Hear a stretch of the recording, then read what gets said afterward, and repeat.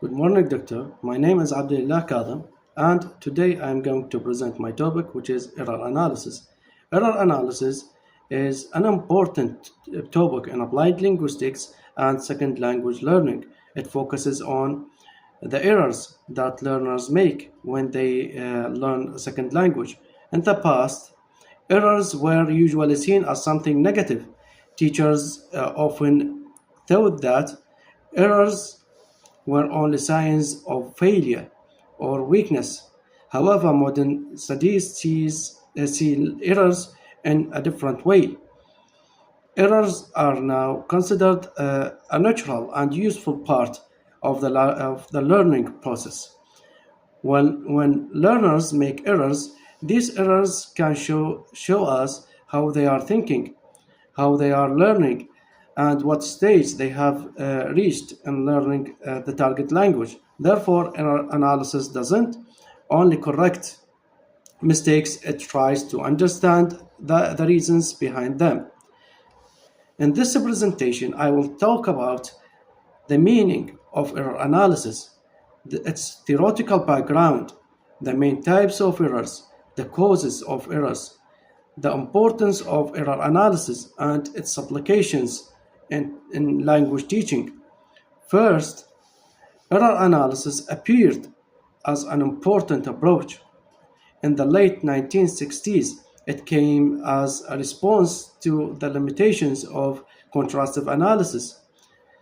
Contrastive analysis is mainly focused on comparing the learner's first language with the target language in order to predict possible errors. But error analysis moved the focus from prediction of the study to of the study of real errors produced by learners.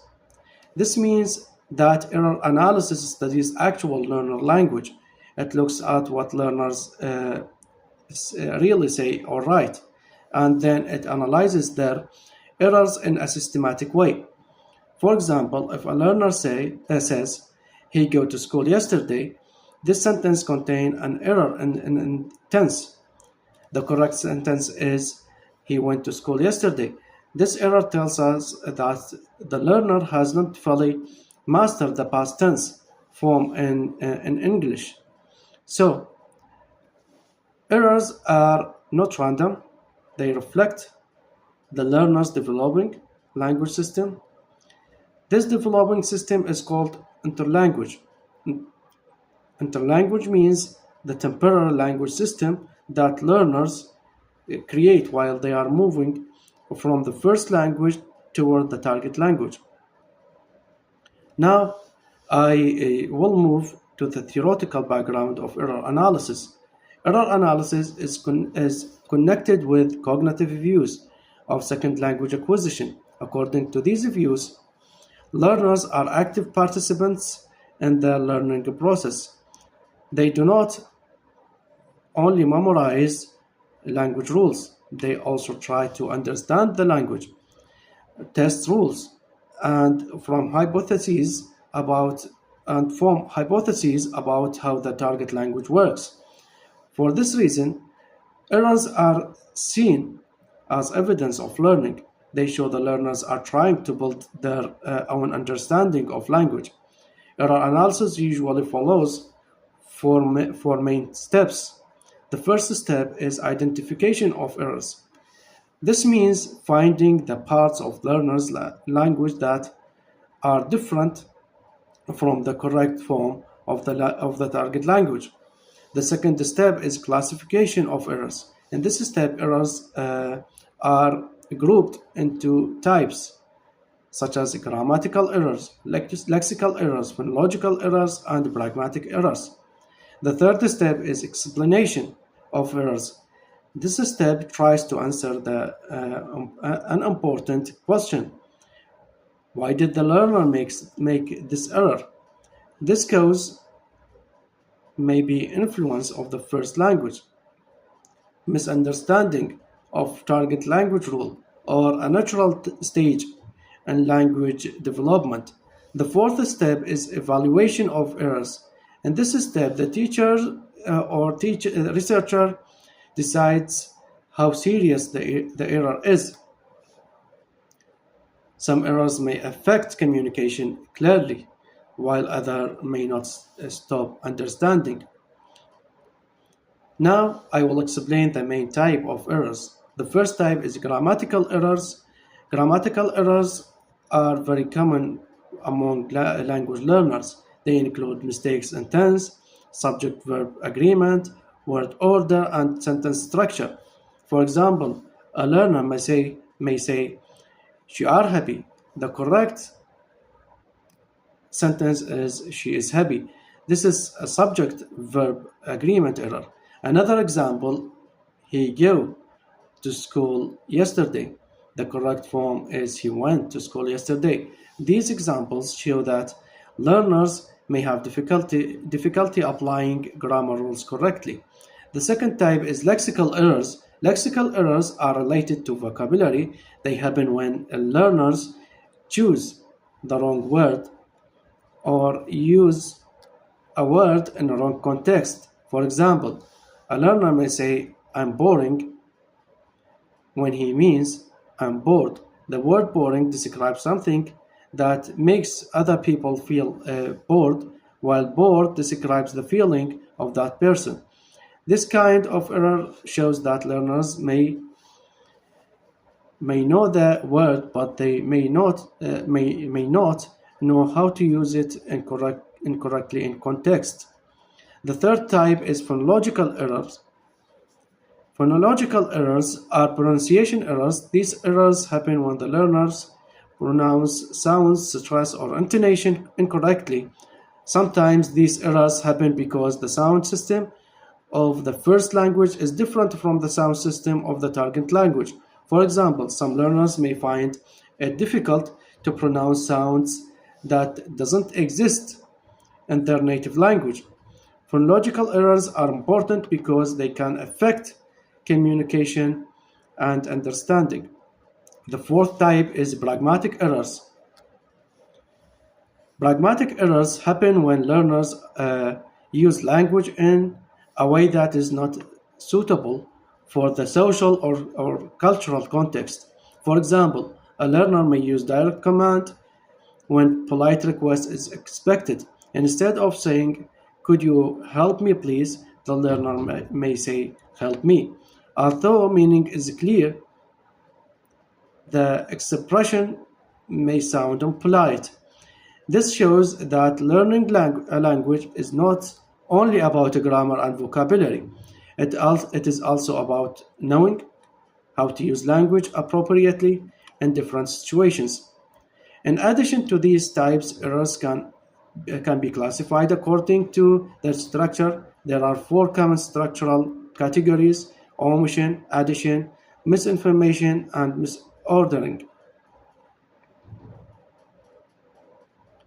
Now, I will talk about the causes of errors. The first cause is interlingual transfer. Interlingual transfer means the influence of the learner's first language on the target language.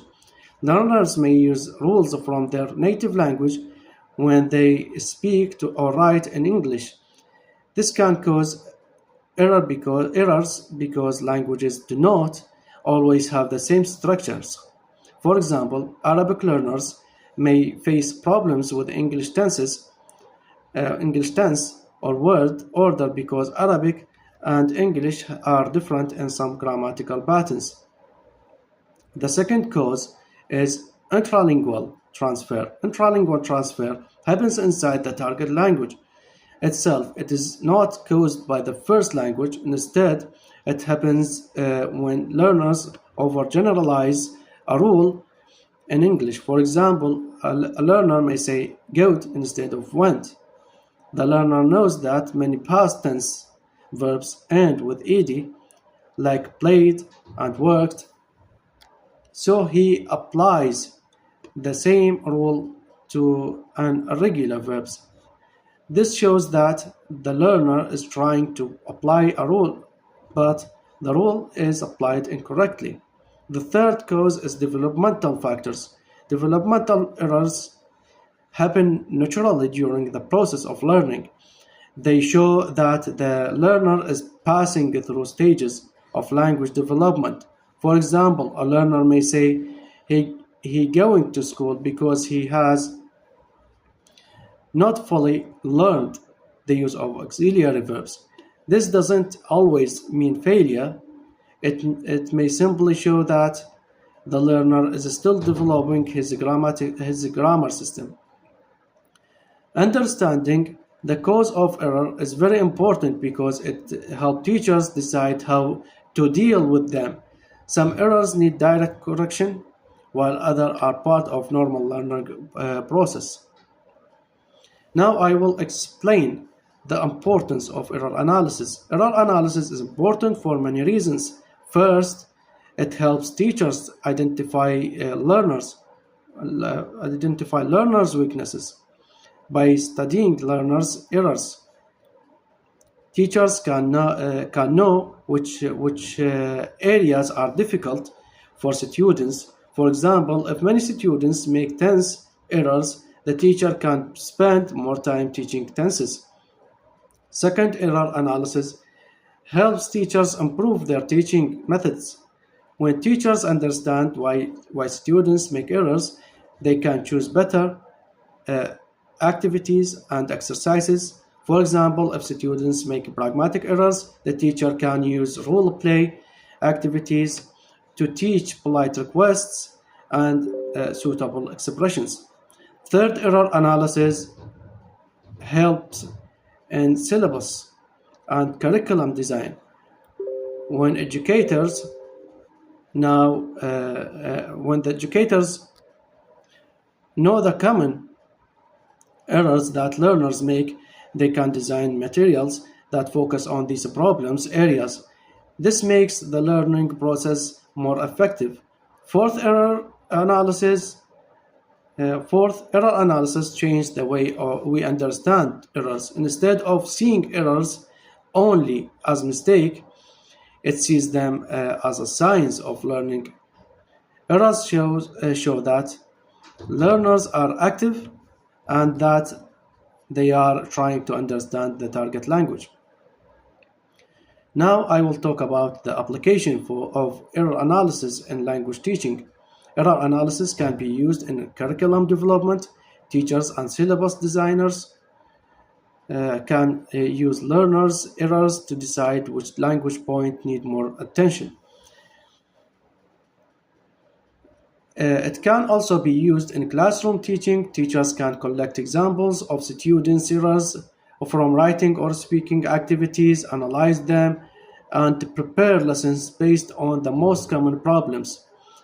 Analysis is also useful in language assessment. It helps teachers understand not only whether the answer is wrong, but also why it is wrong. This gives a deeper picture of the learner's level. In addition, error analysis is useful in material design. Textbooks and exercises can be prepared according to the common difficulties that learners face. This helps learners practice the areas that really need. To conclude, error analysis is an essential topic in applied linguistics and second language acquisition. It helps us understand how learners learn a second language and why they make errors. Errors shouldn't be seen only as a failure. They are natural, meaningful, and useful indicators of learning process. They show the learner's progress, difficulties, and developing interlanguage system. Through error analysis, teachers can identify learners' needs, improve teaching methods, design better materials, and support students more effectively. Finally, error analysis reminds us that making errors is a normal part of learning any language. Without errors, teachers and learners would not clearly see what needs improvement. At the end, thank you for listening, Doctor.